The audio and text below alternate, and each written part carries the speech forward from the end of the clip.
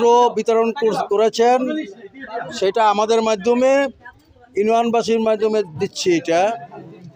আর ভবিষ্যতে এই ভাতিজা যাতে আরও বেশি বেশি করে আপনার সহযোগিতা করতে পারে, সেজন্য সবার কাছে আমি দোয়া করতেছি। যে দিছে আল্লাহ তার জন্য দোয়ার তৌফিক দেয়, আল্লাহ যেন তার ভালো রাখে, আমাকে যেন এরকমই দিতে পারে। সবাই তো আর সবাই দেওয়া না, দিচ্ছে ভালো হয়েছে, আল্লাহ সবার জন্য দোয়া করবে।